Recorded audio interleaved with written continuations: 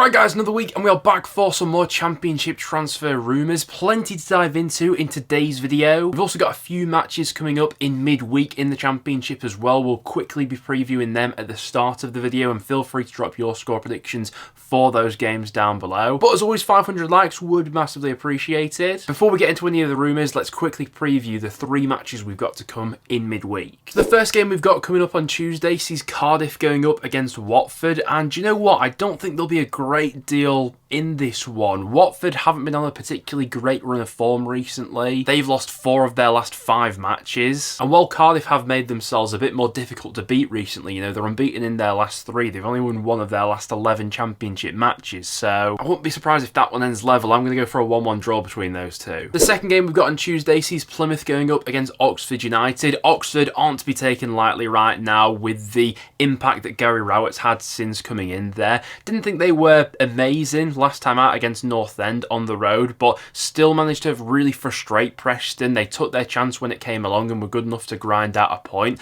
Going to Home Park won't be easy, despite Plymouth sitting bottom of the table right now. It'll obviously be Miron Muslik's first game in charge of Plymouth at Home Park, and they're coming off the back of a cracking result over the weekend in the FA Cup away at Brentford as well. I think I'm sitting on the fence for this one as well, you know. Score prediction, 1-1 draw between those two. And then the last game we've got to preview is on Wednesday. That sees Blackburn going up against Portsmouth. Blackburn haven't been on a great run of form in the Championship recently, but they did get a bit of a confidence booster over the weekend, going to Middlesbrough and winning 1-0 in the FA Cup. Going up against the Portsmouth side, who it still feels are a little bit dodgy on the road. There was more evidence of that in their FA Cup tie over the weekend as they lost away at Wycombe by 2-0. Score prediction for that one, I think I am fancying Blackburn to get back to winning ways in the league. I'm going to go 2-0 Rovers for that game. But those are the 3 games we've got coming up in midweek. Feel free to drop your predictions for them down below. Now, before we get into any transfer news, we've got plenty of managerial talk to go through first up. The first bit of managerial news relates to West Brom and Raphael Wicki. Now, on last time's video, we were speaking about how the Baggies were in advanced talks with Wicki to make him their new boss. Well, since that point, we've had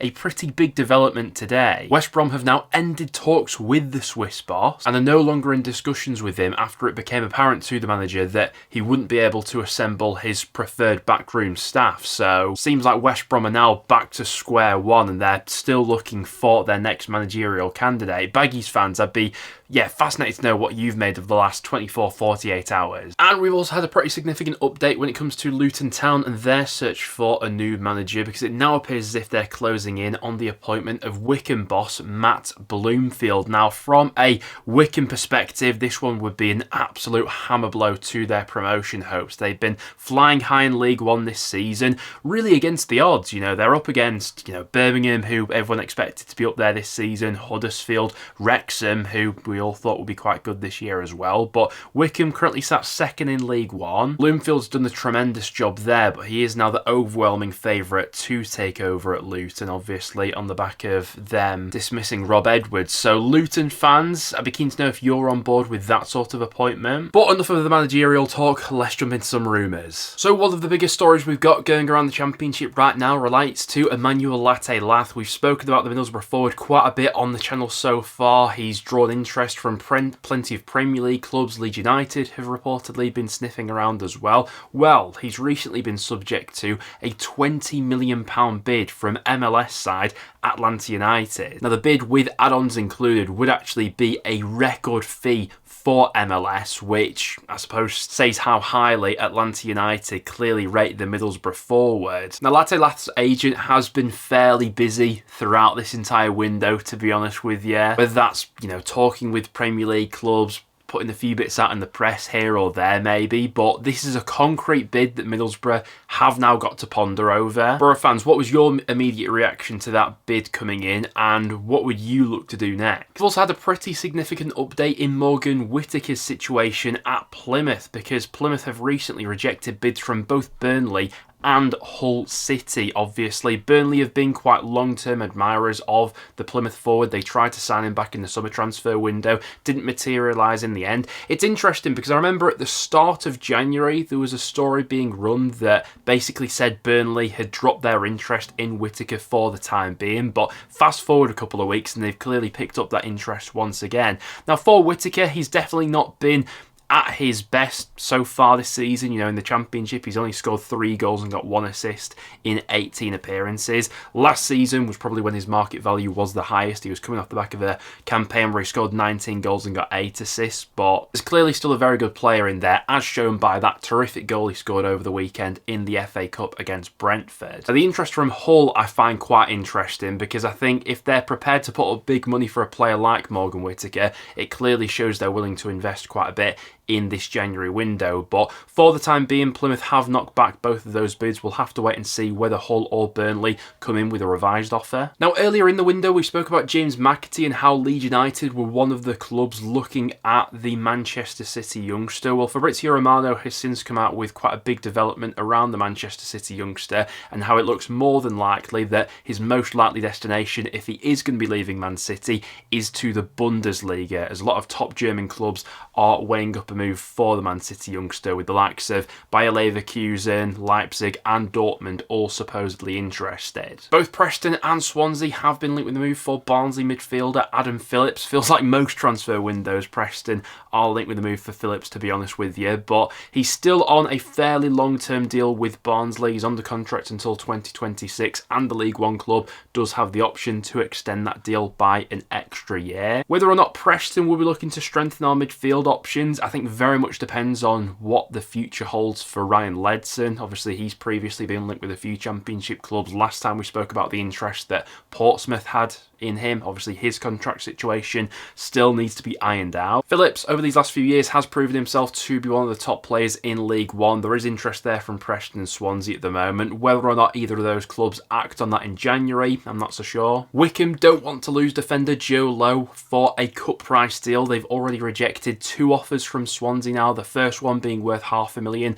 The second offer that Swansea recently put in, worth about $600k, has also been rejected. Plenty of Championship clubs are interested in the defender along with Swansea. You've got Plymouth and Preston North End who have also been sniffing around the 22-year-old. It's been reported that Wycombe are expecting another few bids to come in for the defender, and it'll be interesting to see what price they are willing to play ball with. There's still a lot of uncertainty relating to Ben Doak's future for the remainder of this season. Obviously, the Liverpool youngster's currently out on loan with Middlesbrough, where he's done really well in this first half of the season. One of the brightest prospects, I think, out on loan in the Championship right now. Liverpool have already rejected an offer from Crystal Palace during this transfer window, but this latest update could throw a bit of a spanner in the works for Middlesbrough for the remainder of the season, because Liverpool are reportedly going to be going after Semenyo at Bournemouth, and the idea has been floated that they could use Ben Doak as part of that deal to basically sweeten Semenyo offer and get him for a little bit of a cut price fee, which would obviously see Ben Doak then signing for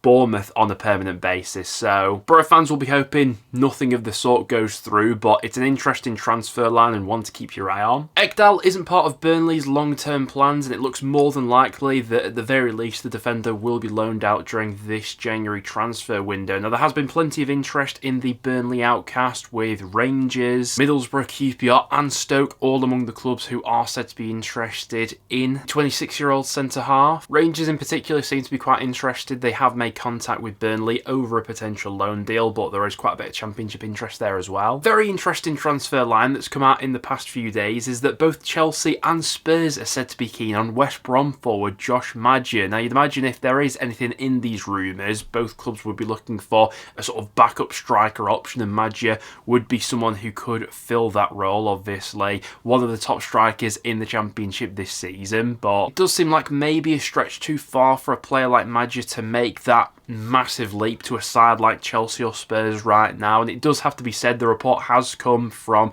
a Spanish outlet which doesn't have the best hit record when it comes to transfer rumours. Don't get me wrong, I think that Josh Maja could definitely do a job for a number of Premier League clubs, but I don't think he's quite at the level of a Chelsea or Spurs per se, but an interesting transfer line that's come out recently nonetheless. Joe Gildhart, who had been linked with pretty much every Championship club up until this point, appears to be on his way to Hull City. Looks to be signing on a loan deal with Hull until the end of the season. It's been reported that he will undergo his medical with the Tigers today. If all that goes to plan, the signing could be announced in the coming hours. Tottenham defender Ben Davies is someone who's fancied by Leeds United, and with the 31-year-old out of contract at Spurs at the end of this season, and with Spurs not planning on giving him a new contract, he is someone that is under consideration by the higher-ups at Ellen Road, going off some of the latest reports. So far this season, he's only featured sparingly under Ange Postecoglou, only starting in 3 Premier League matches. There is potential there for maybe a cut price deal in January, or what's probably more feasible,